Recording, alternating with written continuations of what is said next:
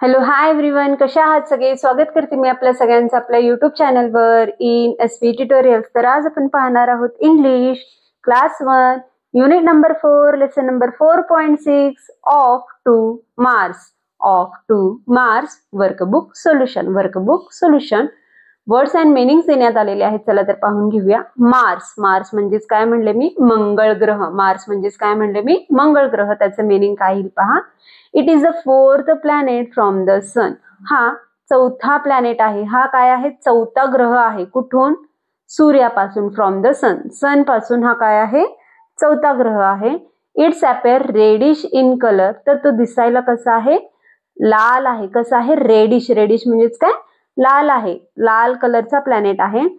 And it is also called red planet. म्हणून त्याला red planet असं सुद्धा बोलवलं जातं. लाल ग्रह असं म्हणून सुद्धा त्याला बोलवलं जातं.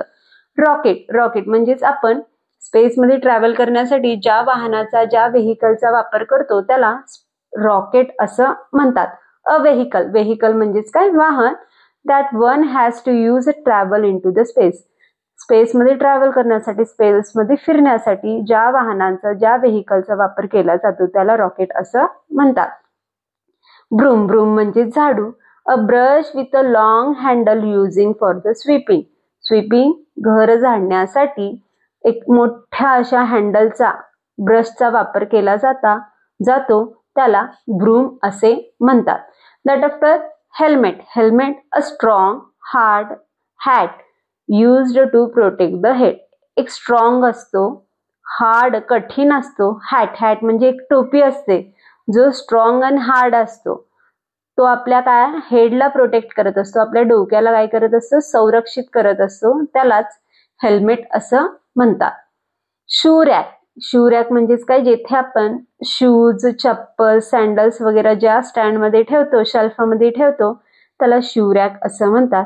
अ शेल्फ म्हणजे स्टँड और अ stand for the keeping shoes. जिथे आपण शूज ठेवतो, ज्या स्टँडमध्ये शूज ठेवतो, शेल्फमध्ये शूज ठेवतो त्याला शू रॅक असं म्हणतात. ॲडव्हेंचरस म्हणजेच धाडसी काम. ॲडव्हेंचरस म्हणजेच काय? धाडस. An activity that is exciting and dangerous. भयानक किंवा एक्साइटिंग म्हणजेच काय?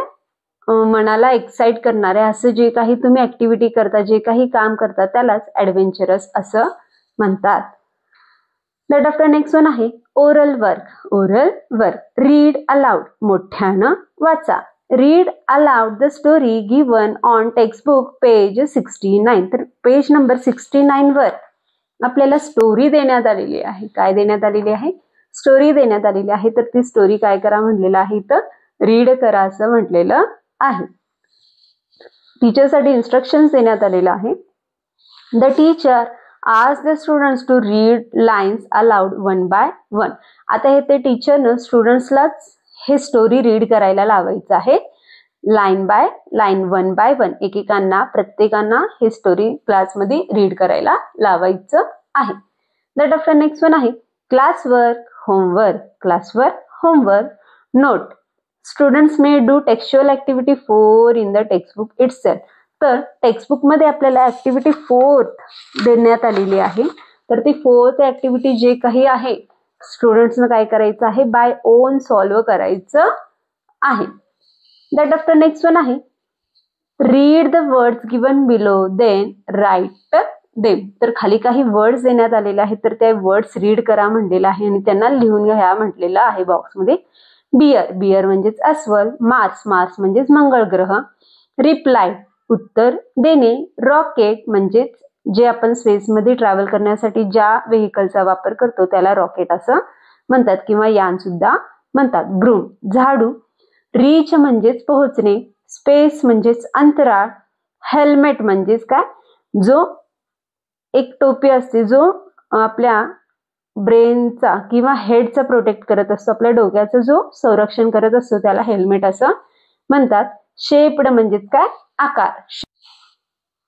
शू रॅक म्हणजेच जिथे आपण शूज ठेवतो ज्या स्टँडमध्ये त्याला शू रॅक असं म्हणतात. कलेक्टेड म्हणजेच काय? जमा करणे.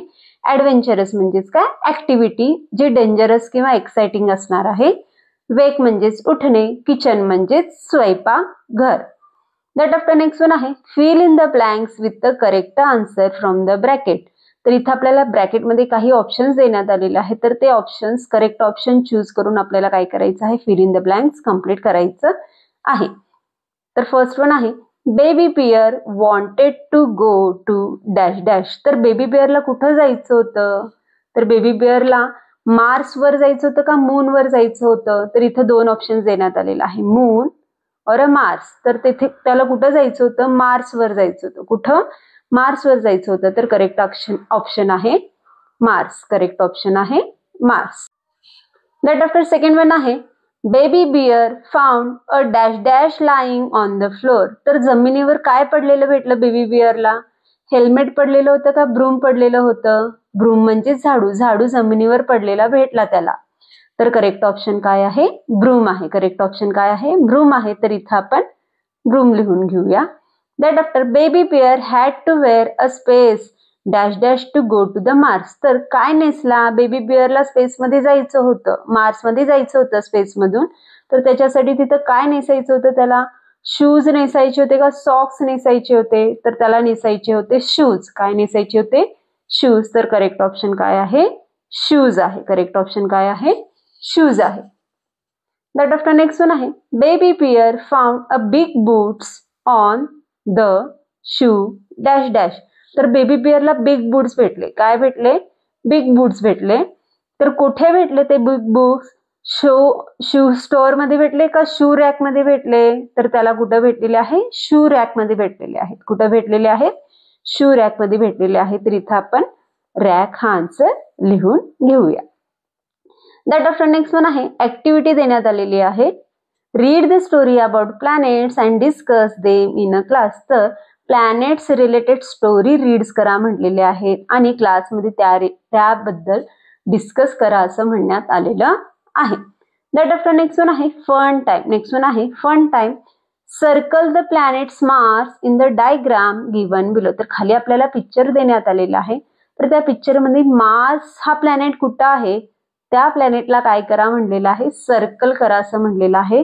फर्स्ट वन आहे सन, मर्क्युरी, व्हेनस, अर्थ आणि इथं भेटलेला आहे आपल्याला मार्स. तर मार्सला काय करा म्हणलेलं आहे, सर्कल करा असं म्हटलेलं आहे. तर अशा प्रकारे आज आपण लेसन नंबर 4.6 ऑफ 2 मार्क्स हा वर्कबुक सोल्युशन पाहिलो. तर व्हिडिओ आवडल्यास लाईक करा, शेअर करा, सबस्क्राईब करा. पुन्हा भेटूया असेच अनेक व्हिडिओ घेऊन. Bye bye.